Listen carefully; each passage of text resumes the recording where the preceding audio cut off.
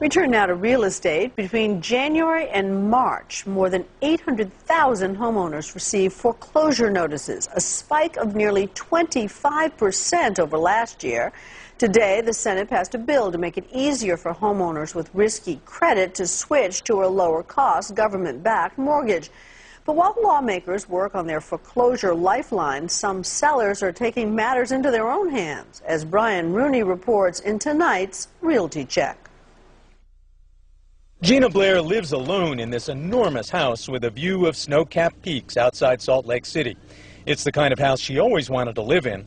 She treats it as if it were her own, and that's because it isn't. She is in the world of distressed real estate, what's called a home tender.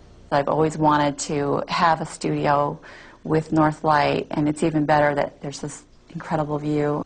It's 5,500 square feet. 6 bedrooms, 4 baths, and she keeps the place in pristine condition. She lives in this foreclosed house to fill it with furniture, make it look lived in, and to help it sell. How does this compare to places you've lived? It's phenomenal. I've never lived in a home this big in my life. This is the richest house you've ever been in? It is. It's the largest home, the nicest yard, landscaping, furnishings, everything, and it's beautiful. She pays just $650 a month. Pretty cheap, but if she does her job well, the payoff for the owner is big. I have to keep it clean. Every single morning I get up and I go through a routine of making the beds, wiping down mirrors, sinks, the flooring, watering plants, trimming things, making sure that the yard's immaculate. She does it to save money and pay off the debt she ran up starting her business. Her boss, if you want to call her that, is Kathy Cardenas, who has a fast-growing business filling empty homes with home tenders in 9 western cities, from Boise to Denver, San Francisco, and Los Angeles. What was it about the idea of having somebody actually living in the house that you thought that was a good idea? Because of security. I mean, you hear in the news all the time, these homes are getting broken into, they're getting copper ripped out of the walls, appliances stolen. The purpose is to stop empty houses like this from being looted and falling apart.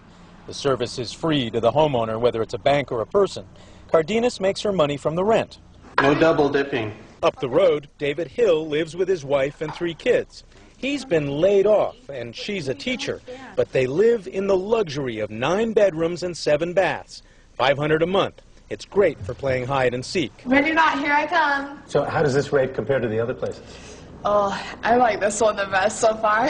This is the biggest and the best? Yes. But the other ones were good? I remember, like, our second house kind of reminded me of, like, a castle, and I liked that one a lot, too. But with kids or without, a home tender needs to be unnaturally neat, prepared for showings, and ready to move in a heartbeat. No pets, no smoking, which we've already talked about. Home tending companies audition potential house sitters. They don't just take anyone and their frat house furniture. Susie Wick is an exercise instructor outside San Diego. Single, organized, and fit, she looks good for the job. Is the prospect of getting kicked out every few months, is that daunting? That's okay with me where I am today in my life. You're single and free to go? Yes, I am single and free to go, and it's kind of an interesting time in my life. It's not a new idea. Mary Heineke was in the same business during the last real estate dip 15 years ago, and she's back in a big way. Why do you think a house sells better when it's lived in? Okay, we're in a vacant home right now. It's echoing, it's cold. When you walk in to a vacant property, there's this feeling of, oh, what's happened here? Or is it a distressed asset? So it devalues the property. It's like wearing jeans or wearing a nice suit. So you put the house in a suit? I put the house in a suit. We have a nice living room furniture here. It looks to be in good condition. This is rough. They not only evaluate you, they judge your furniture, too. She's got nice accessories. You can tell that she really takes good care of her things. So that's a good-looking set of furniture. That's a good-looking set of furniture. Speaks well of the owner. Now, this is somebody where she actually did a really good job staging the furniture so that I could see what she did. It's actually a nice-looking room. Jonna Clavin and her furniture passed the test for both character and taste. She got that townhouse by the beach. Look at how beautiful it is. Not bad. Oh, and it's very quiet in the morning.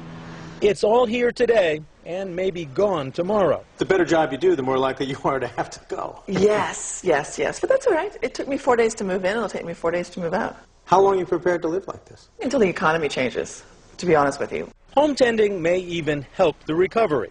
Back up there in Salt Lake, Gina Blair is spending money on a house that would otherwise be a dead spot in the local economy. So my being here kind of sets off a domino effect. Now I'm paying utility bills here, I'm watering the lawn here, I've got landscapers coming here, I've got furniture that I'm buying, and so that's helping the economy, just in little bursts here and there. And it's not bad work, if you can get it. This is Brian Rooney for Nightline in Salt Lake City. A different type of house sitter may be good for everybody. When we come back, Brian Rooney is in Santa Barbara.